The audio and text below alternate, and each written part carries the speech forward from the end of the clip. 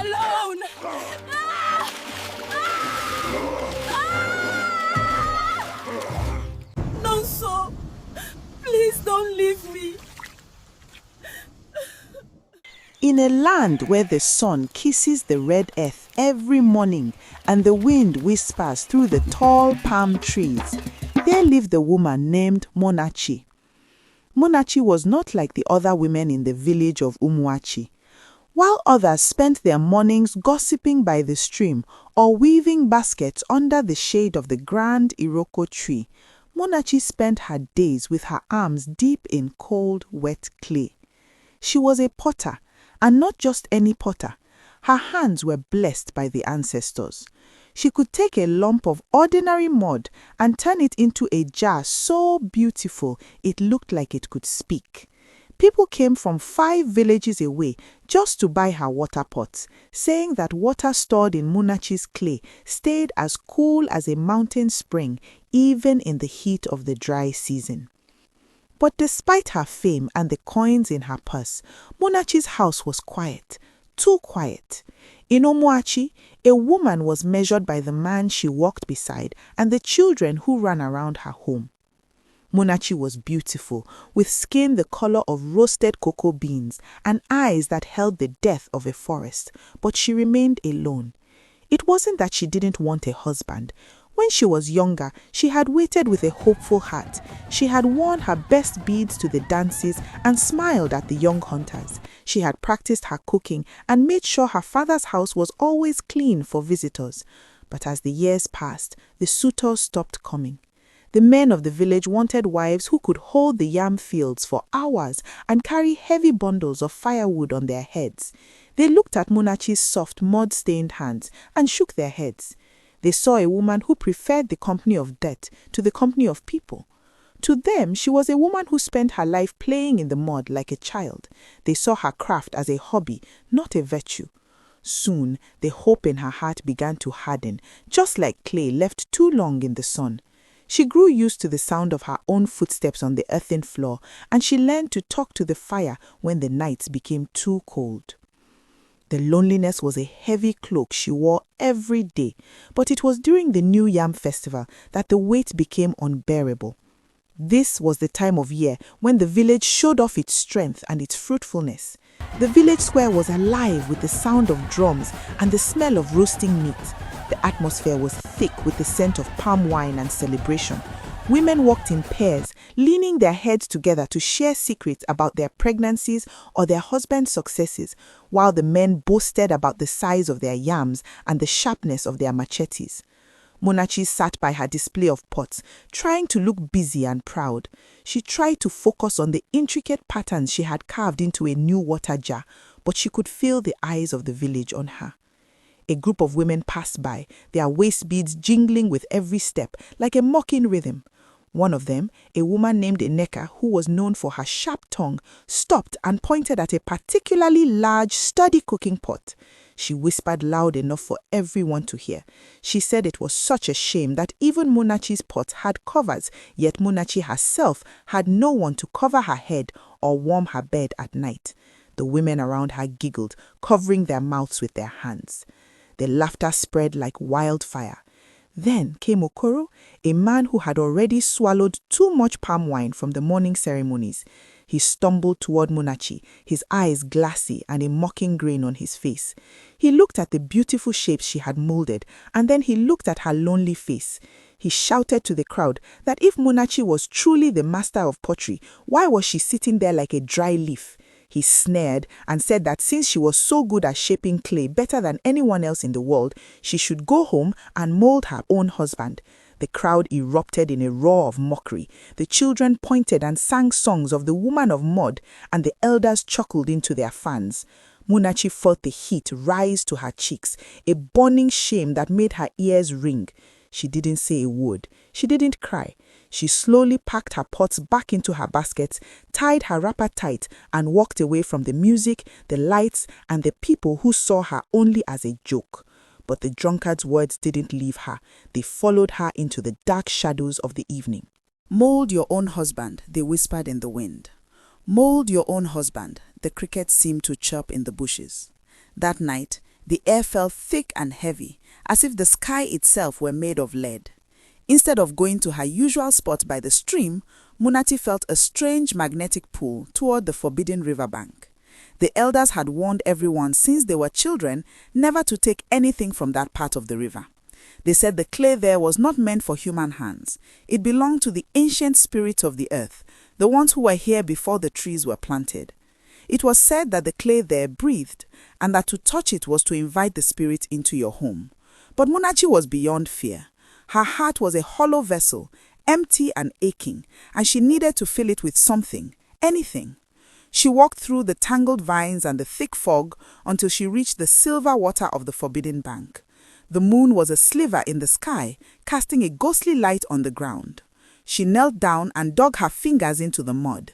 It felt different, vibrant, warm, almost as if it were pulsing against her skin. It was heavy and dark, the color of a midnight sky. She filled her basket with the dark, sacred clay and hurried back to her workshop, her heart beating like a trapped bird in a cage. If you are listening to this story right now and you can feel the tension in Munachi's heart, please drop a comment and tell me where you are watching from. It is truly amazing how far a story can travel. Inside her workshop, lit only by a flickering oil lamp that cast long dancing shadows on the walls, Munachi began to work. She didn't make a pot. She didn't make a bowl. She placed the sacred clay on the bench and began to shape a man. She worked with a fever she had never felt before, her fingers moving with a mind of their own. She molded long, strong legs that looked like they could walk 1,000 miles.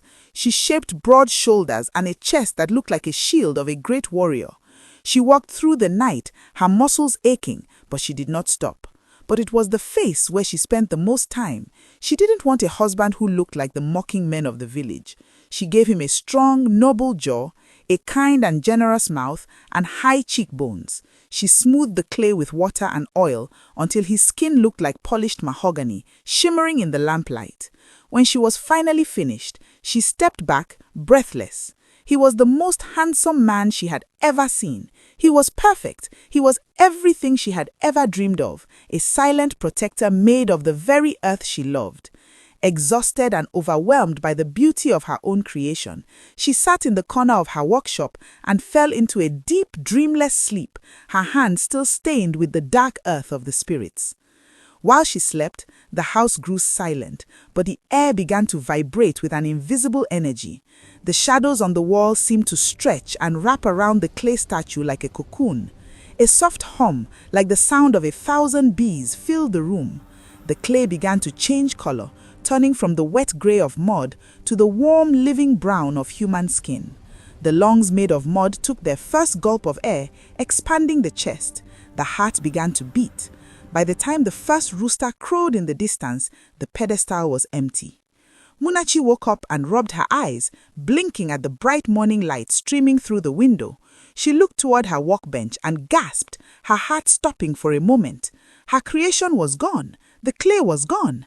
Panic gripped her. Had the villagers broken in and stolen him? Had the earth spirits come to take back their clay? Then she smelled something that shouldn't be there. It wasn't the smell of damp earth or smoke. It was the scent of fried plantains and spicy peppers. She walked slowly into her kitchen, her heart in her throat, her breath coming in short gasps.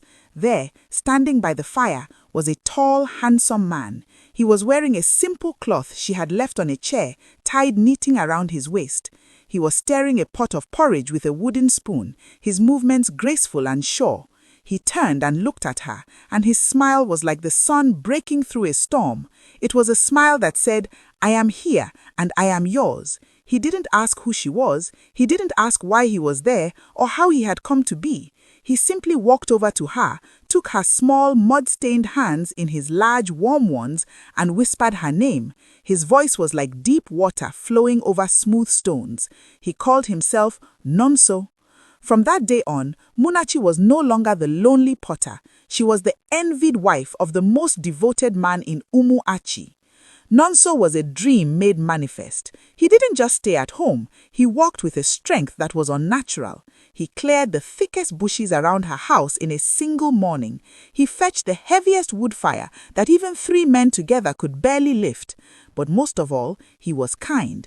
He sat by her side while she made her pots, singing songs that sounded like the wind in the trees and the rain on the thatch roof.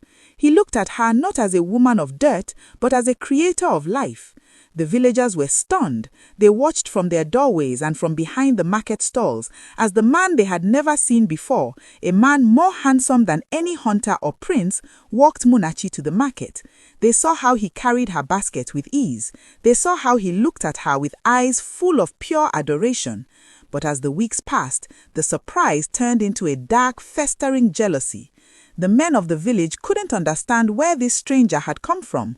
No one remembered seeing him arrive on any path.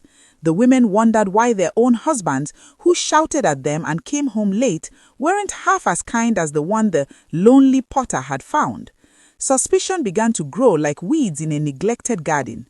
A neighbor named Chidi, who had always been a meddler, began to spy on them. He followed Nonso into the forest, hoping to see which village he traveled to. But Nonso never went far. He always returned to Munachi. Chidi began to notice strange things. One afternoon, a light drizzle began to fall from the sky. Most people enjoyed the cool rain, but Nonso's face turned pale with a terror that looked like death. He scrambled inside the house, locking the door and shivering as if the water were fire. Chidi also noticed that during the hottest part of the day, when the sun was at its peak, Nonso's skin would lose its healthy glow. It would become dusty and matte, almost like the surface of a road during a long drought. But the most chilling of all were the animals. The village dogs, usually friendly and wagging their tails for scraps, would growl and tuck their tails between their legs whenever Nonso passed. They would howl at him from a distance, refusing to get close. The goats would stop chewing their grass and stare at him with wide, frightened eyes, as if they saw a ghost walking in the daylight. The village elders were told of these signs. They remembered the stories of the forbidden riverbank from their own grandfathers. They remembered the warnings about the living mud and the spirits of the earth. They called a secret meeting in the dark of the moon and realized that the timing of Nonso's mysterious arrival matched perfectly with the night Munachi had been seen walking toward the sacred water. They concluded that this man was not a man at all, but a mockery of life made from the clay of the spirits. They believed that such a being was a curse, a bridge between the living and the dead that should never have been built. They decided that for the safety of Umachi, the clay man had to be destroyed. If you are still with me and you want to know if love can truly conquer the laws of the spirits and the cruelty of men, comment, "I am still watching." Let us see who is following Munachi's journey to the very end. It was a Tuesday, a day when the sun was hidden behind heavy, suffocating grey clouds that promised a storm. Munachi and Nonso were sitting on their porch, sharing a piece of roasted yam and talking about the future. Suddenly, a roar of voices broke the peace. A crowd of villagers, led by the drunken Okoro and the stern village elders, surrounded their house. They weren't carrying machetes or torches this time. They were carrying heavy wooden buckets filled to the brim with water from the village well. Munachi stood up, her heart racing, and placed herself firmly in front of Nonso. She begged them to leave, screaming that he had done no harm, that he was more human and more loving than any of them had ever been. But the villagers didn't listen. They saw her love as a sickness that needed to be cured.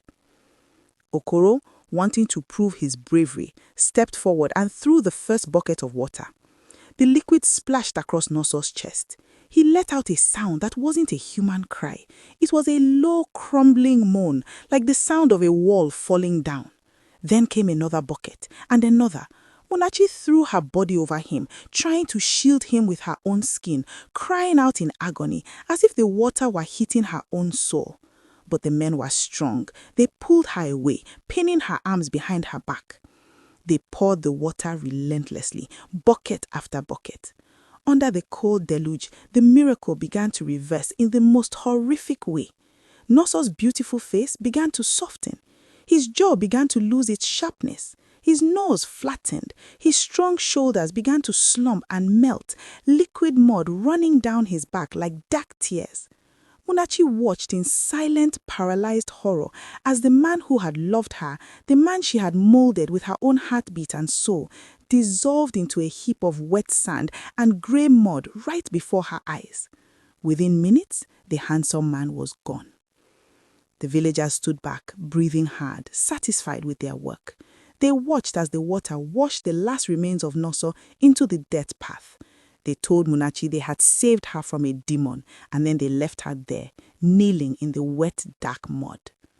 The clouds finally broke, and a real rain began to fall, heavy and thick, as if the heavens themselves were crying for her loss. Munachi refused to move. She sat in the middle of the path, her hands digging into the wet earth where he had fallen, trying to gather the mud back together, trying to hold on to him. She stayed there as the moon rose, weeping until her had no more tears left to shed, until her body could no longer stay awake. In her sleep, the